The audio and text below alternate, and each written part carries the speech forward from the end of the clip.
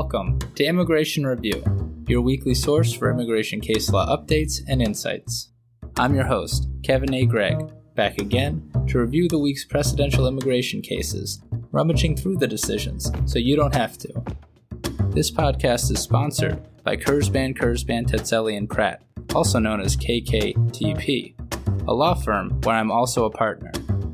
Whether you are facing an immigration obstacle, a serious injury, or a legal issue in your business, KKTP will aggressively protect your best interests.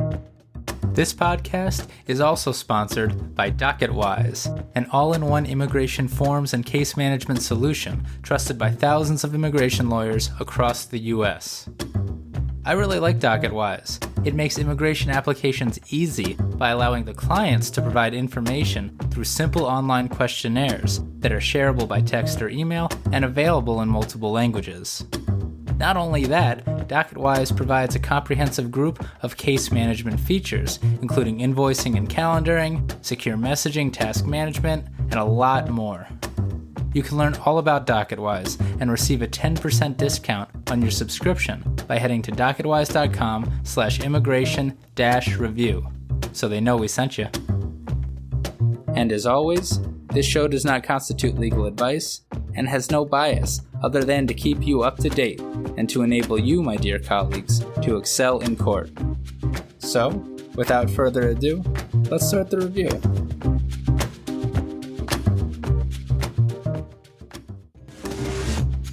Another week on the road, hopefully to resolve a long-pending removal defense case. And then it's off to Detroit for the FBA Immigration Law Section Annual Conference to speak with and learn from some wonderful people. But now, before we get to the cases, it appears that footnote from the Supreme Court's Borden decision last term, episode 59 of the pod, has wreaked some havoc, resulting in the en banc Ninth Circuit deciding in U.S. v. Begay that the crime of violence definition for sentence enhancement purposes includes criminal acts that can be committed recklessly, where the recklessness definition is higher than, quote, ordinary recklessness, end quote. Now, the analysis appears heavily state and statute-specific. Here it was federal second-degree murder, after all. But it's certainly a chip in what was before a fairly non-citizen-friendly crime of violence definition from the Supremes last term. So check out the decision, if only to fend off expansive interpretations, by DHS. And if you're a DHS listener, well, discretion comes in many forms, and cases can be hard to locate. Here's what we've got this week. First up is Udo v. Garland, published by the Ninth Circuit on May 4th, 2022. May the 4th be with you. A joke I won't stop saying for as long as this podcast exists and decisions are published on May 4th. Check me on it next year. And so, this decision is about credibility. Mr. Udo came to the United States and applied for asylum, testifying in immigration court that he is a gay man from Nigeria. He also testified that, quote, being gay is a crime in Nigeria, punishable by over 10 years in prison, end quote. He testified that in 2015, he and his boyfriend were caught having sex in a hotel, restrained, and then were beaten for hours by local, quote, community security, end quote, members. After recovering in a distant town, Mr. Udo was informed by his mother that police had been looking for him and that village leaders had told her that he needed to be put to death. He fled to the United States. In immigration court, he submitted substantial evidence, including, most importantly, a, quote, excommunication notice from the Council of Traditional Rulers of Mr. Udo's Nigerian community, stating that he is subject to execution for being gay, end quote. He also submitted corroborating affidavits from his family members. But on cross-examination, DHS presented evidence to show that the hotel Mr. Udo mentioned didn't exist. Mr. Udo explained that, quote, he referred to the Sheraton Hotel instead of the Cindy Hotel, end quote, which apparently does exist, quote, because the Sheraton was a more recognizable landmark, end quote. He also said he was afraid in immigration court. The immigration judge found Mr. Udo not credible due to the hotel thing, and also because Mr. Udo was, quote, often unresponsive and inconsistent in his testimony, end quote. The IJ went so far as to make a frivolous asylum finding, holding that Mr. Udo fabricated a material aspect of his claim, thereby barring him from all immigration relief forever. The BIA affirmed. Before the Ninth Circuit, Mr. Udo brought narrow challenges, and the Ninth Circuit addressed them. First, whether notwithstanding the adverse credibility finding, the agency gave proper consideration to Mr. Udo's Convention Against Torture claim. The Ninth Circuit held that the agency did not. See, an adverse credibility finding, while certainly a big problem, is not necessarily dispositive for cat protection, because that protection is mandatory if established by other evidence. And here that was the case. Regardless of whether the hotel incident occurred, quote, the excommunication notice, combined with his family's letters and affidavits, leave no doubt that Mr. Udo is gay and was subjected to violent attacks in Nigeria on the basis of his sexuality, end quote. The IJ and the BIA had to consider that evidence and explain why it didn't indicate that Mr. Udo would more likely than not be tortured if the agency was going to deny cat protection. But the IJ and the BIA barely mentioned the evidence. While the agency doesn't have to mention all evidence to deny in all cases, it definitely has to deal with highly probative material evidence such as this. And if the IJ was going to discount the notice or the affidavits, as an IJ might do with an adverse credibility finding, the IJ needed to explain why. None of that happened here, so the Ninth Circuit remanded. The Ninth Circuit then held that the IJ and the BIA also erred in making a frivolous asylum finding. And that's because even if the adverse credibility finding is going to stand, and Mr. Udo appears not to have challenged it, the evidence here was insufficient to conclude that Mr. Udo, quote, had deliberately fabricated a material element of his asylum application, namely the location of where his alleged past persecution occurred, end quote. And that's the standard for frivolous findings, deliberate fabrication. Simply put, quote, the name of the hotel where Mr. Udo and his boyfriend were allegedly caught having sex is not a material element of Mr. Udo's asylum application, end quote. Go on. Well, while the location of the past persecution is relevant to a credibility determination, adverse credibility findings happen every day in immigration court without a frivolous asylum finding also being made. And that location here, quote, is at best ancillary, end quote, to the three core things that an asylum applicant like Mr. Udo must show. That is, that he suffered past persecution, that he was persecuted on account of a protected ground, and that the persecution was by the government or individuals that the government was unable or unwilling to control. Where that past persecution happened is simply not a core material element in this case, according to the Ninth Circuit. So, the Ninth Circuit sent it back to the BIA, and presumably the IJ, to redecide whether, adverse credibility finding notwithstanding, Mr. Udo was eligible for cat protection. And of course, as I mentioned, the frivolous asylum finding was also vacated, and so, while it appears that Mr. Udo won't be getting asylum because of the adverse credibility finding, I also don't see how the IJ can reach a frivolous finding now, at least on this record. Congratulations David C. Casarubius, Alexandra V. Atencio, and Brianna L. Burgos for Mr. Udo. And of course, if anyone's interested in what an excommunication notice from the Council of Traditional Rulers from the Uwit housing estate in Nigeria looks like, check out page 10, where you will find it included in the decision in full. And that is Udo v. Garland.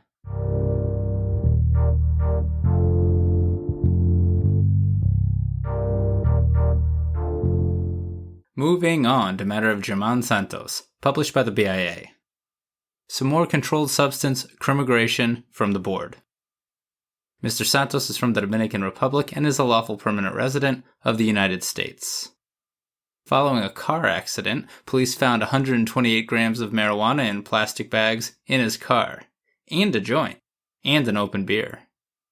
He was convicted of possession with the intent to deliver a controlled substance in violation of Title 35, Section 780-113A30 of the Pennsylvania Consolidated Statutes, and 2 counts of driving under the influence of a controlled substance. Straight DUIs don't make LPRs removable, but controlled substance offenses do under INA Section 237A2BI. An immigration judge found that Mr. Santos' conviction matched that provision, and then denied LPR cancellation of removal under INA Section 240AA, finding in particular that Mr. Santos was not truthful when he denied in immigration court that he drove past a red light and hit a woman who was crossing the street because he was intoxicated. Nor did the IJ believe Mr. Santos when he said that police had planted the joint in his car, among other things. But removability first. Whether the Pennsylvania conviction matches a controlled substance offense involves the categorical approach, and as with many of these type of cases, that argument comes down to whether Pennsylvania criminalizes possession, or for that matter, the intent to distribute, drugs that are not contained in the Federal Controlled Substance Act, or CSA. And as so often is the case, Pennsylvania does criminalize more drugs than the CSA. Or at least as relevant here, it did so at the time of the conviction in 2017. So Mr. Santos' offense is broader than the federal removability provision, which again is governed by the federal CSA. Accordingly, unless the drug a criminal defendant intended to distribute in Pennsylvania is an element of the offense that the prosecution must prove, rather than merely a means of committing the offense that need not technically be proven to convict, Mr. Santos isn't even potentially removable. And indeed again, in 2020, a Pennsylvania Superior Court held that to convict under the statute, the prosecution need not prove the drugs with specificity. That would appear to mean that the drug at issue is a means of committing the offense rather than an element, meaning that no matter the drug Mr. Santos had, he can't be removable, because the IJ and the BIA cannot reach the modified categorical approach and look to the actual conviction documents to see what the drug was. Under the legal game that we play in immigration and in federal court sentencing, designed to protect constitutional rights, unless the statute is divisible, the court is limited only to the statute of conviction and not what the defendant or the respondent actually did. That's what the Supreme Court has told us. And that's what it appears was going to happen here. But not so, said the BIA. Because that 2020 Pennsylvania Superior Court decision said in full that, quote, the specific identity of the controlled substance is not an element of the offense, and that the identity is only relevant for gradation and penalties based on the relevant schedule, end quote. So that's what this case is about. What happens if, while not a straight element to convict, the drug must still be proven to enhance a criminal penalty in a state? Well, said the BIA, quote, regardless of the state's classification, any fact that establishes or increases the permissible range of punishment is an element of the offense for federal purposes, end quote. Under Pennsylvania law for this statute, it appears that 5 different types of penalties may apply, depending on the substance possessed and or the quantity. And so, said the BIA, quote, under Pennsylvania law, the imposition of any penalty for a conviction for this offense requires the identification of the controlled substance at issue with sufficient specificity to determine which paragraph applies, end quote. For that reason, the BIA found this statute divisible as to the drug possessed or intended to distribute. And that permits application of the modified categorical approach, which in turn permits a review of the conviction documents, which in this case showed an intent to distribute marijuana, which, as of the time of this podcast, is a listed controlled substance under the federal CSA. That's how the game is played, and so Mr. Santos is removable. The BIA also affirmed the IJ's denial of LPR cancellation, essentially a second chance for most LPRs to be able to keep their green cards. Primarily, the BIA affirmed the adverse credibility finding of the IJ, believing it not clearly erroneous. And an adverse credibility finding will pretty much always tank a discretionary form of relief. I would stop to note, however, that it appears that the IJ relied on a police report in part to discount Mr. Santos' testimony, and recent First Circuit and Ninth Circuit precedent would seem to limit an IJ's ability to rely on a police report when DHS does not call the police officer to testify. Anyway, quote, the immigration judge permissively construed the respondent's minimization of his responsibility for the accident as evidence of a lack of rehabilitation and failure to accept responsibility for his conduct, end quote. Plus, BIA precedent makes the DUIs themselves significant adverse factors. Therefore, the BIA affirmed everything, and Mr. Santos is subject to physical removal. Back to all that categorical approach stuff.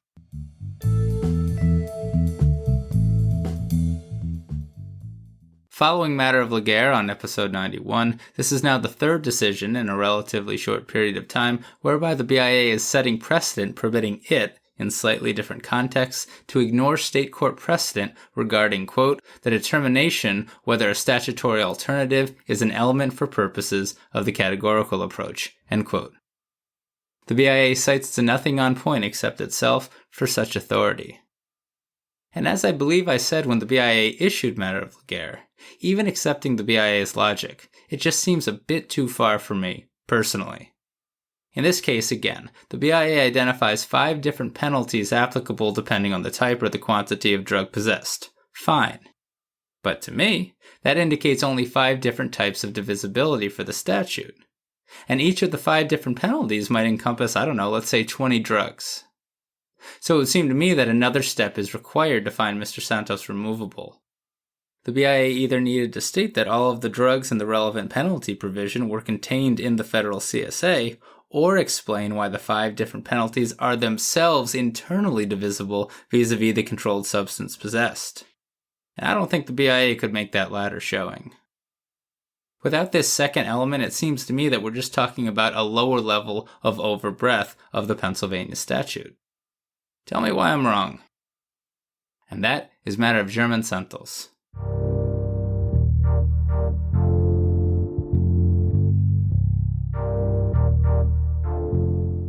Wrapping up the episode, we have Alvarez v. Garland, published by the Second Circuit on May 5th, 2022.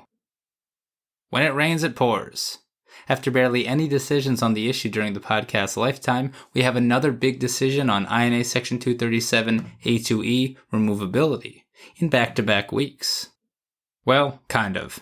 This decision is about the other portion of that statute, INA Section 237 A2EII, for having violated a court protection order. And it's a long and complicated decision.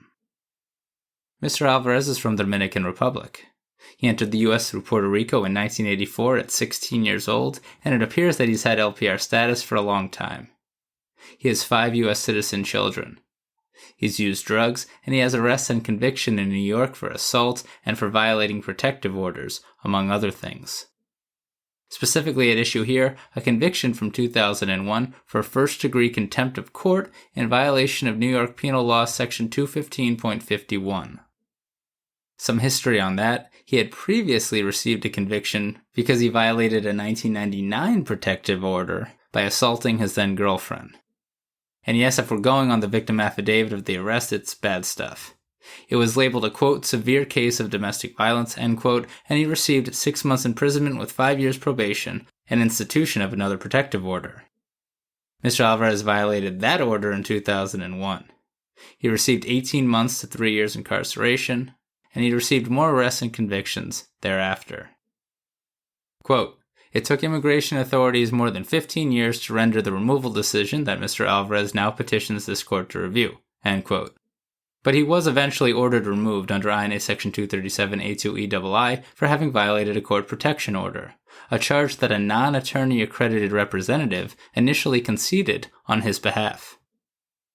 Later, though, an attorney representing him applied for LPR cancellation of removal under INA Section 240AA, which an IJ denied as a matter of discretion, and also based on a finding that a later robbery conviction that Mr. Alvarez obtained was an aggravated felony, making him statutorily ineligible for the relief. But the BIA initially sent the case back for further analysis, and on remand, the IJ concluded that under the Second Circuit's Brathwaite v. Garland decision, episode 62 of the podcast, the BIA's decision in a matter of J.M. Acosta was not due deference, and Mr. Alvarez's robbery conviction, which was on appeal at the time, was not final for immigration purposes, so it couldn't be an aggravated felony, because it wasn't final. And then the robbery conviction was eventually reversed on double jeopardy grounds, so it doesn't exist. And it's not directly at issue here in this case. Noteworthy stuff, though, nonetheless. Returning to the issue at hand, the IJ did, however, on remand, again sustain removability under INA Section 237 A2EII, relying on the BIA's 2017 decision, matter of Obshat Co. And then the IJ denied LPR cancellation of removal as a matter of discretion. The BIA affirmed, and to the Second Circuit we come. Boiled down, this case is all about whether the categorical and modified categorical approaches apply to the Section 237 A2EII analysis. I believe that the BIA said in matter of Avshat Co. that it does to some of the analysis, but not to others. Don't quote me on it. But in this decision, the Second Circuit went farther than that. It didn't defer to the BIA and held that, quote, the text of Section 237A2EII unambiguously expresses Congress's intent for a circumstance-specific rather than categorical or even modified categorical approach to apply, end quote. And that's seemingly to the entire removability analysis. Here's what they mean and why. Unlike other removability provisions, Section 237A2EII isn't tethered to a conviction. You don't need a conviction for the removability provision to apply. Rather, it simply requires that the non-citizen violate a portion of a protection order that, quote, involves protection against credible threats of violence, repeated harassment, end quote, or some other listed things. That language, quote, necessarily calls for a circumstance-specific inquiry to determine both whether the non-citizen engaged in conduct that violated the protection order under which he was enjoined, and whether his conduct-based violation pertained to a provision of that order involving protection against credible threats of violence, repeated harassment, or bodily injury to a particular person, end quote. So it's really fact-specific, said the Second Circuit. And a protection order is not like a conviction in all circumstances anyway. A removability provision tethered to a conviction will pretty much always require the categorical approach. But this removability provision here is not so tethered. Or, quote, in short, a protection order has no general application. It is necessarily case-specific, end quote. If you're respondent's counsel, you pretty much always want to be in categorical approach rather than circumstance-specific approach territory. But this holding here, that the circumstance-specific approach applies to Section 237A2EII, apparently aligns, at least in part, with decisions out of the 7th, 3rd, and 9th Circuits. It's also fairly consistent with the BIA's own decision in matter of Avshat Co., although again, the Second Circuit appears to be going farther here than the BIA was prepared to go. It's a bit confusing. What does this all mean in the Second Circuit? Well, it means that the analysis set forth by the Supreme Court in Nijuan v. Holder applies, meaning that the court can review much more than the mere statute of conviction or statute for the protective order, and it can look to the violation documents themselves to see if the circumstances of Mr. Alvarez's 2001 violation were of part of the protective order that involved protection against credible threats of violence, repeated harassment, or other things listed by the removability provision. Applying the circumstance-specific approach, the Second Circuit found it easily met, as no one is arguing that Mr. Alvarez didn't assault his then-girlfriend, thereby leading to the protective order violation. And the whole point of that protective order in this case, per its plain terms, was for, quote, preventing violence or threatening acts of domestic violence, end quote. All of this is very fact and circumstance-specific, which I guess is the Second Circuit's point. But suffice it to say that after this decision, it's easier to remove LPRs in the Second Circuit who violate protective orders. But depending, of course, on what that protective order says and what it was designed to protect against. For all of its negative to crimmigration arguments, the Second Circuit does expressly state that it is not deciding, quote, whether a violation of a stay-away or no-contact provision of a protection order involves the sort of protection specified in Section 237A2EII, as the BIA has held, end quote. Or put another way, there is still room for arguments, depending on the type of protective order and depending on the violation, in the Second Circuit, for now. But that's about all the good I see. Having found Mr. Alvarez removable, the Second Circuit dismissed his challenge to the BIA's denial of LPR cancellation of removal, stating essentially that Mr. Alvarez, who was pro se, didn't bring colorable challenges permitting circuit review. But also the Second Circuit held that the agency properly balanced factors. And that included, by the way, the BIA's consideration of the robbery arrest, notwithstanding the fact that it didn't ultimately lead to a conviction. One more note before I go.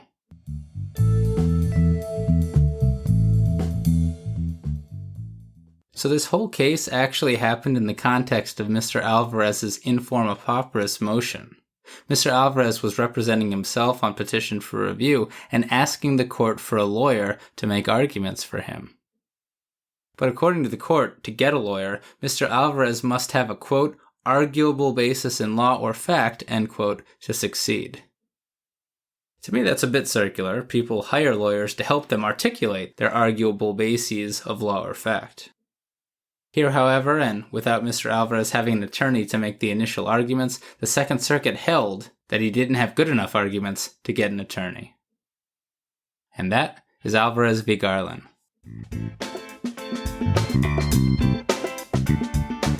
So there you have it. You're all caught up with the past week's published immigration cases. I'm Kevin A. Gregg, a partner with the law firm Kurzban, Tetzeli & Pratt, and this has been another episode of Immigration Review. Thank you for listening, and I hope you enjoyed it. If you did, please share it with a friend, and rate and review us. Each review helps new listeners find the show. And of course, subscribe to Immigration Review wherever you get your podcasts. If you like what we do and want to become a patron of the show, please check out our Patreon page at www.patreon.com/Immigration Review, or click on the link in the show notes. And if you're interested in an official Immigration Review CLE certificate for 5 credit hours, email me at kgreg@kktplaw.com with your full name and the episode numbers for the 10 shows you've listened to. Also, feel free to email me with questions, comments, or anything at all. And follow the show on Instagram and Facebook at Immigration Review, and send us a tweet at ImReview. That's IMM Review. I'll be back next Monday for a brand new discussion. Until then, I'm Kevin A. Gregg, bringing you the Immigration Review.